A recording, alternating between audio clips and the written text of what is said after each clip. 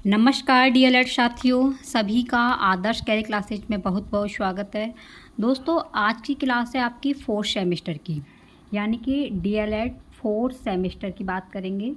और दोस्तों, इसमें जो है हिंदी से जितने भी महत्वपूर्ण प्रश्न आपके एग्ज़ाम में आते हैं उन सभी पर डिस्कस किया जाएगा। इसलिए फ्रेंड्स, वीडियो को पूरी देखना और जितना हो अपने सभी भावी अध्यापक और अध्यापिकाओं को शेयर करना। जो भी आपके फ्रेंड्स हैं उनको ज़रूर शेयर करना, क्योंकि दोस्तों ये हर बार आपकी परीक्षा में इस तरीके के प्रश्न हिंदी के बन करके आ जाते हैं। तो फ्रेंड्स, सबसे पहले बात कर लेते हैं कि आपको दोस्तों अपना फोर्थ सेमेस्टर एक ही बार में क्लियर करना है। इसलिए दोस्तों आपकी परीक्षा नज़दीक है तो आपको तैयारी भी बेहतरीन बनानी होगी। इसलिए दोस्तों आप अपने अच्छे तरीके से तैयारी कीजिए, जिससे एक ही बार में अपना फोर्थ सेमेस्टर कंप्लीट कर सकें।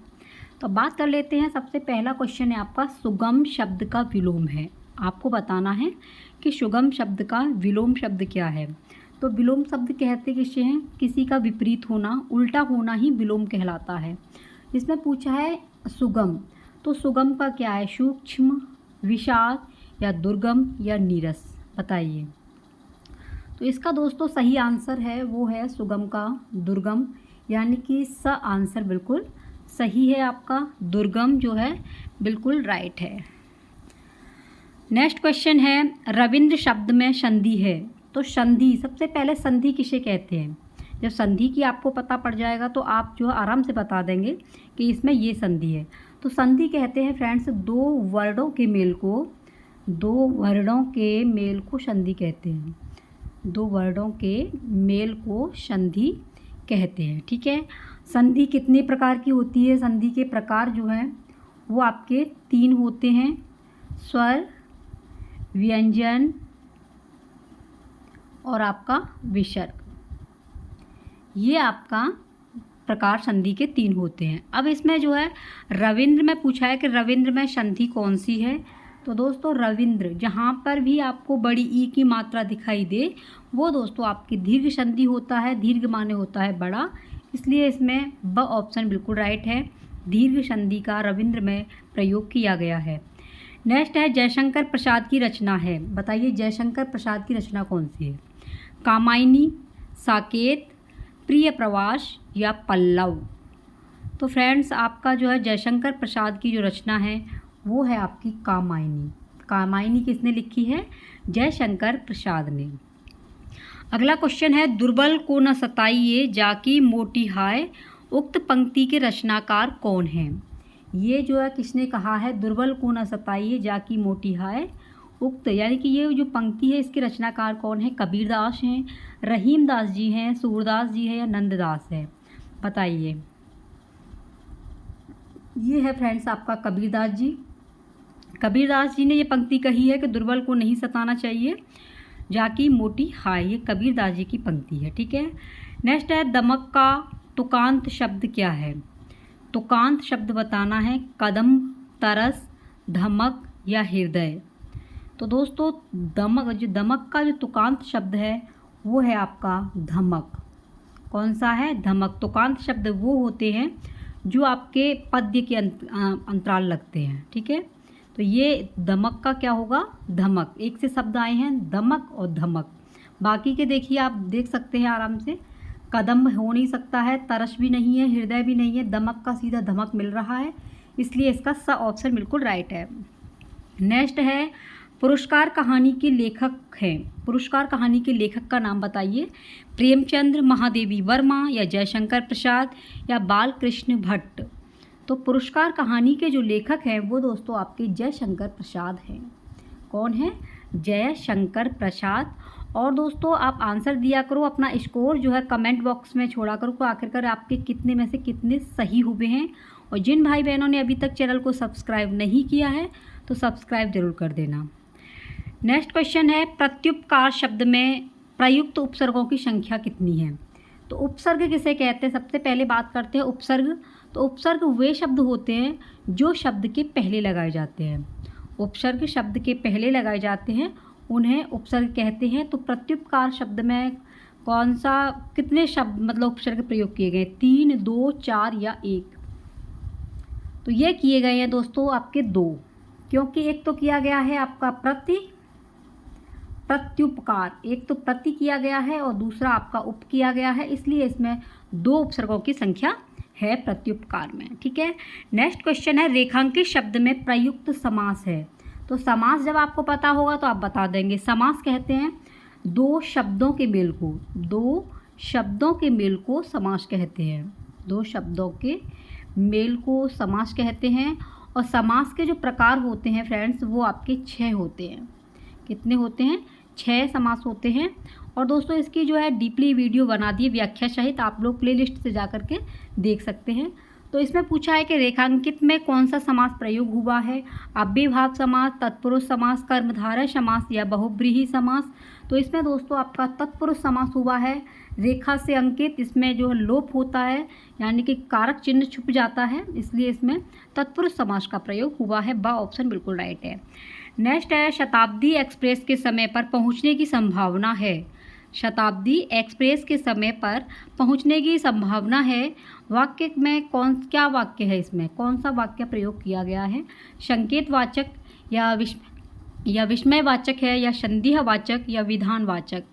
तो फ्रेंड्स इसमें आपका शताब्दी एक्सप्रेस के समय पर पहुंचने की संभावना है, तो इसमें संदेहवाचक का प्रयोग किया गया है। संदेह है इसमें, क्योंकि डायरेक्टली नहीं है, संदेह है, इसलिए इसमें स ऑप्शन बिल्कुल राइट है आपका संदेहवाचक। नेक्स्ट है शुद्ध वर्तनी वाले शब्द का चयन करो। इसमें शुद्ध आपको वर्तनी बतानी है। उपर्युक्त या उपर्युक्त, उपरोक्त या उपयुक्त, इसमें से शुद्ध कौन सी है? तो शुद्ध दोस्तों आपकी उपर्युक्त जो है ये बिल्कुल सही है, इसलिए आपका ब ऑप्शन बिल्कुल राइट है। तो फ्रेंड्स ये आपके महत्वपूर्ण प्रश्न हैं, इसलिए दोस्तों वीडियो को पूरी वॉच किया करें। और अगर इसका PDF आपको प्राप्त करना है तो आपको ज्वाइन करना होगा टेलीग्राम या आपका आदर्श कैरियर क्लासेस, वहाँ पर सर्च कर लेना, आपको ये PDF प्राप्त हो जाएगा। नेक्स्ट क्वेश्चन है मेघदूत किस रचनाकार की कृति है? ये मेघदूत जो है किसने लिखी है? माघ ने, भारवी ने या कालिदास या भास ने? तो दोस्तों ये मेघदूत जो है ये लिखी है आपके कालिदास जी ने, तो स ऑप्शन बिल्कुल राइट है। नेक्स्ट है जमीन पक गई है। जमीन पक गई है काव्य संग्रह है, ये किसकी है? ये जमीन पक गई है किसका काव्य है? जयशंकर प्रसाद का, सुभद्रा कुमारी चौहान का, केदारनाथ सिंह का या अज्ञे का? तो ये है आपका केदारनाथ सिंह का, यानी कि स ऑप्शन बिल्कुल राइट है। केदार सिंह नाथ ने ये लिखा है जमीन पक गई है, केदारनाथ सिंह का। नेक्स्ट है देवेंद्र शब्द में संधि है। देवेंद्र, जहाँ भी आपको एक मात्रा दिखाई दे एक ही, तो वहाँ पर दोस्तों आपकी गुण संधि होती है, इसलिए इसमें गुण संधि का प्रयोग हुआ है। देवेंद्र शब्द में संधि का जो प्रयोग हुआ है वो है आपका ब ऑप्शन, यानी कि गुण संधि बिल्कुल राइट आंसर है। नेक्स्ट है सूर्योदय में कौन सी संधि है? तो संधियाँ आपके लिए मोस्ट इम्पॉर्टेंट है, इसलिए जिन भाई बहनों ने संधि की वीडियो नहीं देखी है, ट्रिक सहित है, आप दोस्तों प्लेलिस्ट से जा कर के आप देख सकते हैं। तो ये है आपका सूर्योदय में संधि कौन सी है? तो जहाँ भी आपको एक ही मात्रा या ओ की, छोटे ओ की मात्रा दिखाई दे, वहाँ पर आपको गुण संधि लगानी होगी, इसलिए फ्रेंड्स इसमें जो है गुण संधि का प्रयोग हुआ है। सूर्योदय में गुण संधि का प्रयोग है। नेक्स्ट है कौन सा शब्द अव्ययभाव समास का उदाहरण है? अव्ययभाव समास का उदाहरण सज्जन, प्रत्येक, गजारूढ़ या द्विपाद? तो ये आपका प्रत्येक जो है इसमें पहले आपका प्रत्यय लगा हुआ है, इसलिए प्रत्येक में अव्ययभाव समास का उदाहरण है, अव्ययभाव समास का प्रयोग हुआ है, इसमें उदाहरण पूछा है, तो आपका ब ऑप्शन बिल्कुल राइट है, प्रत्येक। नेक्स्ट क्वेश्चन है अशुद्ध शब्द की पहचान कीजिए। इसमें आपको अशुद्ध शब्द जो गलत है वो बताना है। प्रभु, प्रणाम या प्रतिष्ठा या प्रकांड? तो इसमें से कौन सा सही है?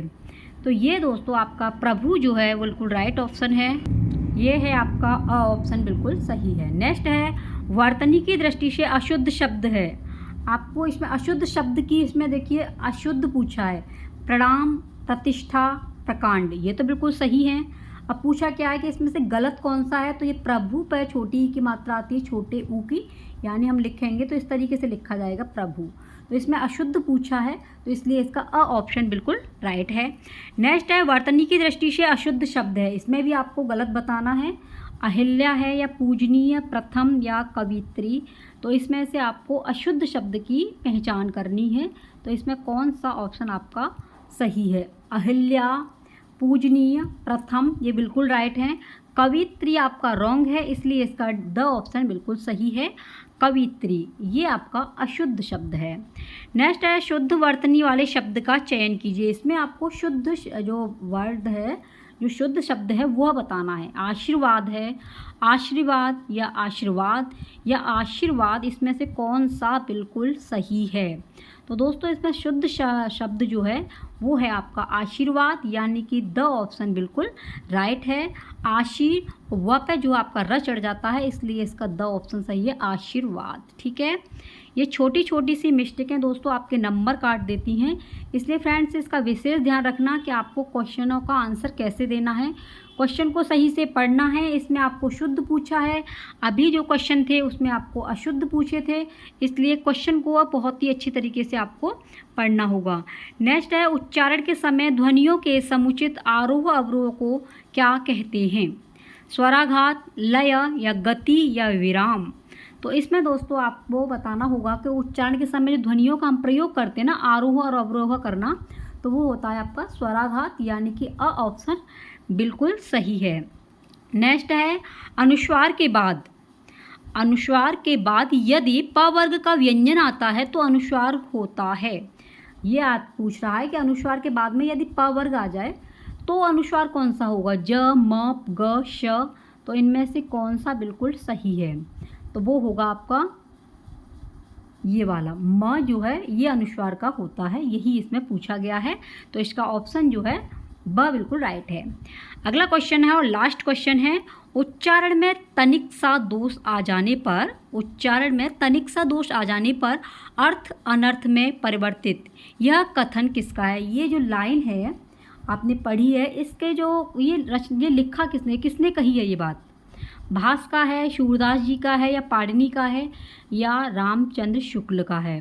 तो जहाँ भी दोस्तों आपके उच्चारण वाली बातें आ जाती हैं, तो उच्चारण की बातों में ये कहानी जो ये लाइन कही है ये पाणिनि ने कही है, इसलिए इसका स ऑप्शन बिल्कुल राइट है। तो ये थे दोस्तों आपके 21 क्वेश्चन। आप इसका स्कोर बताना कि आपके 21 में से कितने क्वेश्चन सही हुए थे। तो ये दोस्तों आपके लिए बहुत ही महत्वपूर्ण क्लास है, इसलिए आप रोज़ाना लाइव आया करो, आपको डेली में क्लास दी जाती है।